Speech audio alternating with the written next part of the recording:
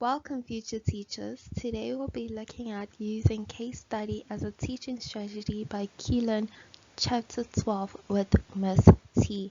Vega. What are learning outcomes? Well, our learning outcomes would be to determine what is case study as a teaching strategy. Second one is to determine important features using case study as a teaching strategy. Third one is to explore reasons to use case study. Fourth is to examine how to prepare for and using case study as a teaching strategy. And last but not least, to determine how to guide a class in a case study discussion. What is case study? Case study is a story with a message, a narrative that describes an actual or realistic situation in which an individual or group has to make a decision or solve a problem about it. The use of case studies is a combination of inquiry and discussion. What are the features of case study? Different approaches can be used in case study as a teaching strategy, but approaches discussed would be case method of teaching or case-based pedagogy. The three main components would be the case itself, the learner's preparation for engaging with and discussing the case, and the class discussion. Always advise to give access to the case study to the learners before the whole discussion or class discussion. There are two types of case studies, which is complete, whereby a case study has a fully reached conclusion and describe the situation at its capacity, and whereas the incomplete leads up to points of events and has no reached outcome of these events. Your choice of using complete or incomplete case studies depends on learning outcomes you want to achieve. The complete case focuses on the learners evaluating the actions of the people involving the case. Require learners to analyze the case, describe aspects of it, and debate merits of actions taken by the people in the case. The use of descriptive or analytic approach is best used on case study. For incomplete, it focuses on the learner's development on their own solutions to the problems or issues described in the case. Incomplete presents different types of dilemmas, which has no single correct answers. A lot of solutions can be produced. In an open case study, there are many possibilities of solutions or actions recommended, useful in exploring many possibilities and debate merits. Closed case studies has a single based response based on a theory or a practice. A great way to use this if you want to test your learners' understanding and well-defined facts and principles.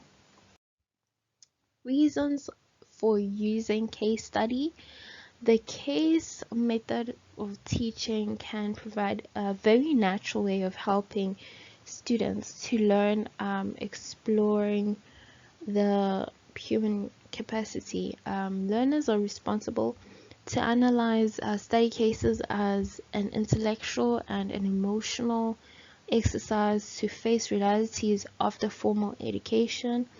The pedagogical basis for case method of teaching is very much constructivist, emphasizing learners' engagement in their learning.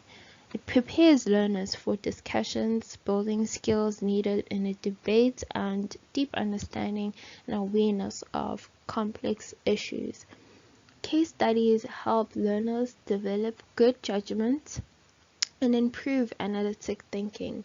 It presents ideas and opinion persuasively and with conviction. Case narrative portrays situations and dilemmas as they evolve over time, leading the appreciation of the role of time as a conceptual fact in real problem solving. Case studies provides learners a metacognitive skill and control of their thinking and learning processes. Preparing for case study to be used as a teaching strategy, there are four main steps in preparing a use of a case study. One is deciding why and when to use a case study. Two, developing or selecting a case. Three, guiding the learners in preparation for the discussion. The fourth one is preparing yourself for the classroom discussion. 1. Deciding to use a case study. If an effective use of case studies requires specific purpose, help learners have an ability to work in teams and make connections between separate disciplines. There are two main reasons to use case study that motivate learners to learn theory and to illustrate the application of theory. If you want to use the case study to motivate learners to learn theory, do the following. First is present the case before they have received instruction on relative theory. Second one is to provide guidelines to help learners prepare for class discussions and focus on what they want them to learn. Give learners time to study the case and prepare for class discussion. Fourth is to give a brief list of questions before the case study can be resolved. And lastly, to conclude the discussion with an overview and remind learners of the issues raised on the next lesson. Now, if you want to use the case to illustrate application of theory, do the following. First is to present the case after you've received instruction on relative theory and provide guidelines to learners to analyze the case, probe underlying issues, select theories, and the way to resolve the issue. Now, give learners time to study the case and prepare for classroom discussion. And fourth would be guide the discussion, provide alternative solutions to the issues raised. Lastly, conclude the discussion with overview and remind learners of the issues raised in the next lesson. Second, developing or selecting the case. Major sources of materials that can be used for cases are journals, newspapers, magazines, novels, and videos. Ensure that the case meets the needs better than any other alternative strategy. Whether you're developing or selecting a case, it's important to consider these following criteria: outcome focus, interest, decision focus, identity, readiness, realism, you name it, the whole list is there. Third one is guiding the learners in preparation of the discussion.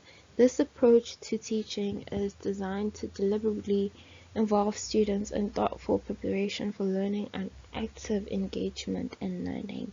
Case study needs active, self-directed learners, whereby their engagement in learning involves them to pre-read in aim to understand information and formulate a point of view to take part in the class discussion.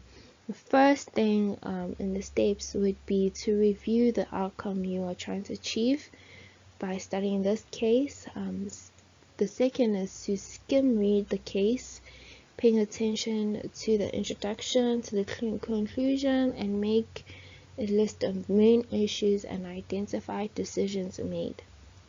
Third would be read the focus questions given in the classroom to make clear the aim of the classroom discussion about the study case. Fourth is to reread the case carefully and rework your initial list of issues into the summary of main issues and their interactions. Use mind maps and flowcharts will be helpful.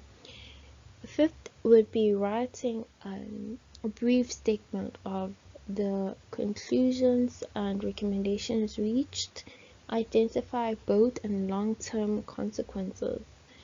The last one would be make a list of points raised in the classroom and state the reasons. Like for example, seek clarification, emphasize factors, or just to support the conclusion. And just to conclude the class as the very last step.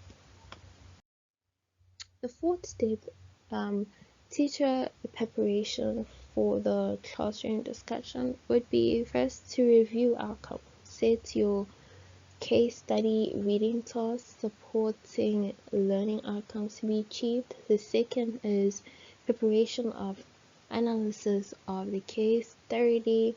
Understand the theoretical basis of all possible interpretations of the issues and justify the conclusion to be reached. Third one is development of a set of questions to focus on the cluster discussion. These questions should help learners to define the important aspects of the problem, generate alternatives, reach a considerated position, and reflect on broader issues raised by the case. So, how do we guide the classroom discussion using case study? Well, introduction. Your reading materials should align with the focus questions that align with your learning outcomes so that we can link the case with the main idea, main ideas of the case to the concepts we are learning. Second is the discussion. Encourage contributions. While doing that in class, point it out to learners and put it on a mind map or flow charts, or just simply writing it on the board. The third one, this is important, questioning. Questioning varies. They have different purposes. The first one would be maybe if you're asking for clarification, a question like, explain what do you mean by that. Second one would be asking for elaboration. Can you expand on that idea? A generalization. In other situations might that principle apply. Asking to compare for comparison is, how is that different from any other? Substantiation would be, how can you justify that assumption? Or linking can be just two ideas. How does those two ideas relate with each other? Questioning could be for the purpose of engagement. What would you do in this situation? You see, and many more, such as integration, consensus, or focus. Now, the use of questioning, use it sparingly so that your interventions will be very subtle, and so that the conversation does not become a mere question and answer session. And your question should keep the discussion going, not dominant. And the last step is to summarize and closure. An example for a topic to use case study teaching strategy would be found in Miss Teamfigure YouTube channel, the Grade 4 Social Science Learning from Leaders, where they compare qualities of a good leader using Mandela and Gandhi as the examples, which is available on his Team Vega's YouTube channel. Thank you so much for watching. Please subscribe, share, like, and comment the next topic you will love to be posted and summarized. Thank you so much. Bye.